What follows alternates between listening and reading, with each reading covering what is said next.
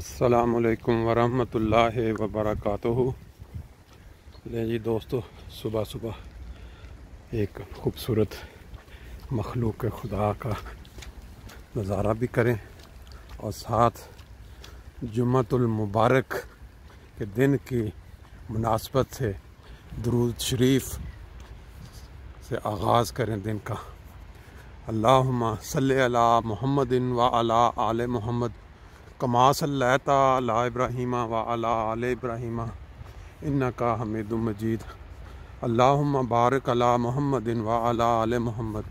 کما بارکت علی ابراہیم وعلی آل ابراہیم انکا حمید مجید۔ قرآن مجید میں یا مختلف احادیث میں رسول کریم کے مختلف مواقع پہ بیانات سے جمعہ والے دن کی جو اہمیت ہے یا جو اس کی برکات ہیں ان کا ذکر کافی گزرتا ہے مختلف مقامات پہ۔ ایک جگہ پہ یہ حدیث اکثر کوٹ کی جاتی ہے کہ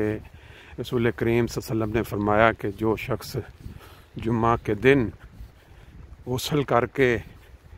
اہتمام کر کے جمعہ پڑھنے جاتا ہے اس کے گناہ اس جمعے سے اگلے جمعہ تک معاف کر دیے جاتے ہیں۔ ابن ماجہ اور دوسری ایک حدیث کی کتاب اس میں بھی ذکر ملتا ہے کہ جمعہ والے دن رسول پاک صلی اللہ علیہ وسلم پہ 200 بار جو شخص درود بھیجتا ہے اس کے غالباً 200 سال کے گناہ معاف کر دیے جاتے ہیں۔ اور اسی طرح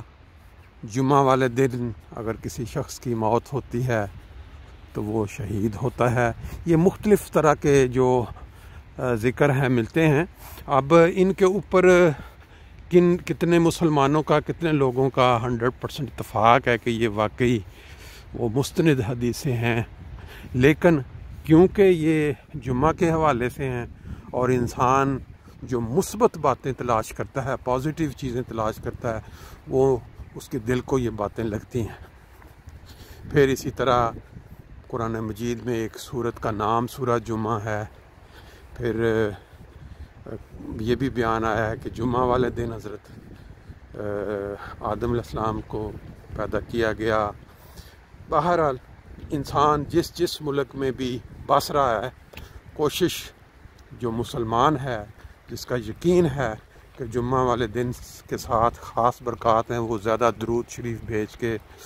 اور پھر جمعہ پڑھنے کی کوشش۔ اب ہمارے ادھر جرمنی میں اکثر جگہوں پہ مساجد جو ہیں وہ بند ہیں اس بیماری کرونا کی وجہ سے۔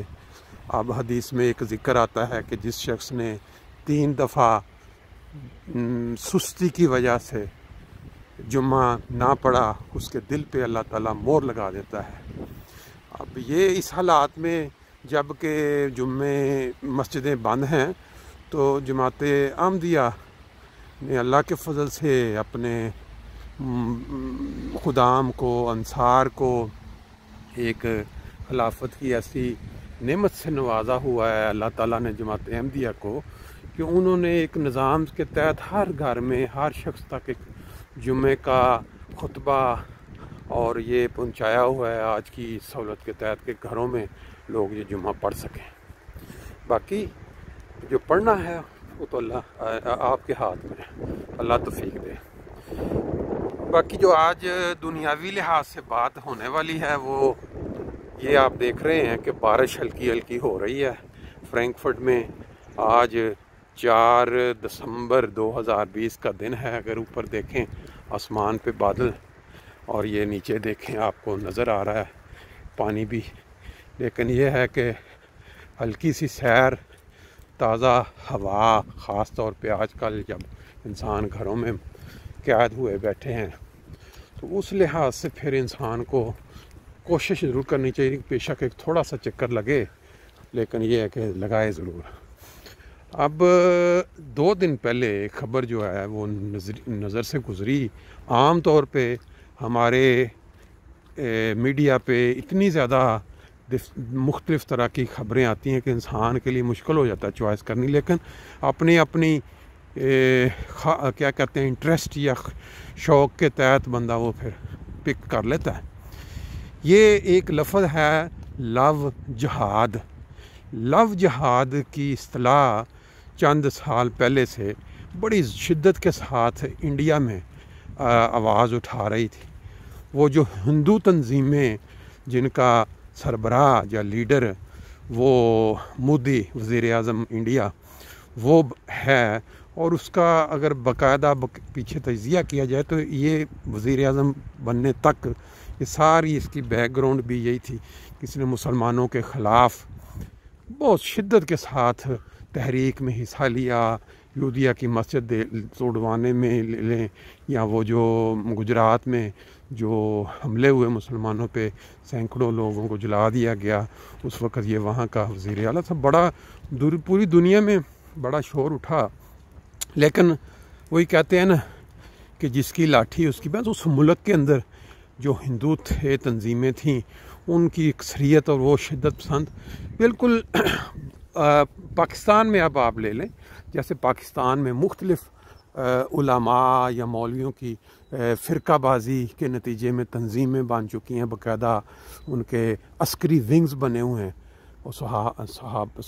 سپاہ والے صحابہ سپاہ کیا کہتے ہیں ان کو، اور اسی طرح سنیوں کی، پھر شیعوں، یہ مختلف۔ اور جب بھی کوئی واقعہ ہوتا تھا یہ ضیاء الحق کے دور اگر ایک دوسرے کے لیڈران کو وہ قتل کرتے تھے گولیوں سے یا بم چلا کے یا جیسا بھی۔ اب وہ جب سارا ان کی کسی جگہ پہ نہیں تو اینڈ پہ آ کے انہوں نے اینڈ پہ کہیں یا شروع آغاز پہ کہیں انہوں نے ایک جو نرم ٹارگٹ جس کو کہتے ہیں، جن کا آگے سے کوئی احتجاج نہیں یا کوئی ریٹیلیشن نہیں، ان کے اوپر آ کے انہوں نے پھر آرام سے اپنا وہ نکالنا شروع کر دیا جماعت احمدیہ۔ اب انڈیا کے اندر سب فرقے مختلف جو بھی وہ جو ہندو ہیں انہوں نے اکثر و بیشتر اس چیز کو کوٹ کیا کہ دیکھیں یہ مسلمان یہ ملک لیا گیا تھا اسلام کے نام پہ،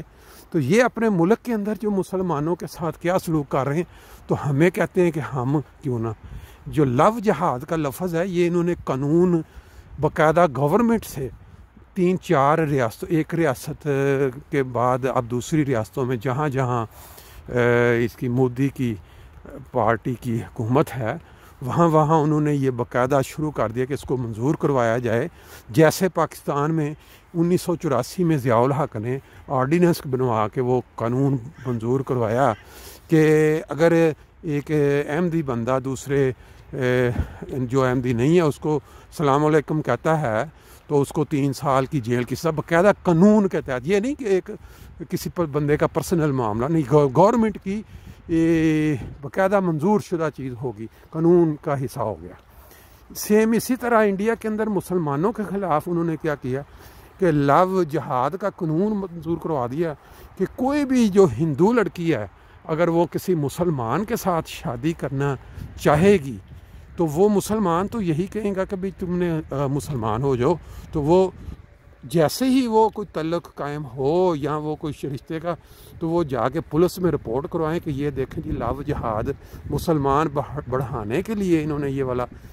جعلی ڈرامہ کیا ہوا ہے لو کا، تو یہ اس کے اوپر فلاں شک لگتی ہے۔ وہ قانون بن گیا تھا، کل کے پرسوں پہلا اس کا پرچہ کاٹ کے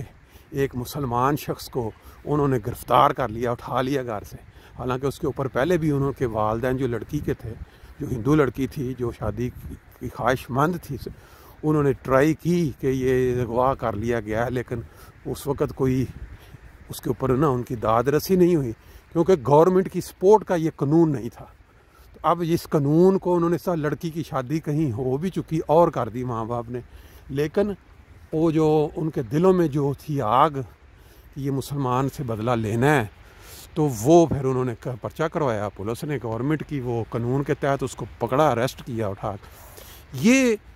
مسلمانوں کے ساتھ پوری دنیا میں کیوں ایسے ہو رہا ہے؟ بات صرف یہ اب فرانس کے اندر آپ چلیں جائیں، وہاں انہوں نے مسلمانوں کو رہنے کی اجازت دی، ان کو اسائلم دی، ان کو کام کرنے کی، لیکن وہ جو کام وہاں پہ ہوئے پچھلے چند مہینوں میں کہ بھئی جی وہ گستاخانہ جو کارٹون یا جو گستاخانہ خاکے بنائے گئے رسول پاک صلی اللہ علیہ وسلم کی شان کے خلاف، تو اس کے بدلے میں مسلمان وہ لوگ جن کے اوپر کوئی کسی قسم کا کوئی والی وارث نہیں، جن کو کوئی گائیڈ کرنے والا نہیں، ان کو صرف شدت پسندی اور یہ سکھایا گیا ہے کہ اگر کوئی کام اس طرح ہو تو بس مار دو، انہوں نے وہ کام کیا کہ ایک شہری کا سر کاٹ دیا۔ اب کیا ہوا، جتنے مسلمان ادھر رہ رہے تھے فرانس میں، سب کو اس گورنمنٹ نے کہا کہ ٹھیک ہے جی، اب آپ کو ہمارے مطابق زندگی گزارنی پڑے گی، آپ کی وہ جو آزادیاں ہم نے آپ کو دی ہوئی تھیں کہ اپنے بچوں کو آپ گھروں میں پڑھائیں، عربی تعلیم یا اسکول اپنے بنائیں اور مسجد، وہ ختم ہے۔ اب جو ہمارا قانون ہے اس کے تحت بچہ اسکول میں جائے گا، نہیں جائے گا اس کے ماں باپ کو جیل ہوگی، اور جو مسجدیں ہوں گی وہ باقاعدہ گورنمنٹ کے کنٹرول میں ہوں گی، اور پتہ ہوگا کہ وہاں کیا پڑھایا جا رہا ہے، کیا خطبہ دیا جا رہا ہے۔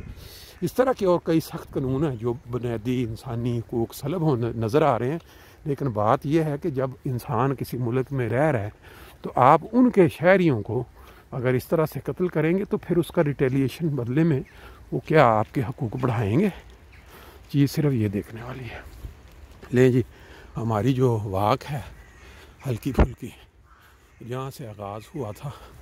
وہاں واپس پہنچ گئے ہمارے، تھوڑی تازہ ہوا بھی مل گئی،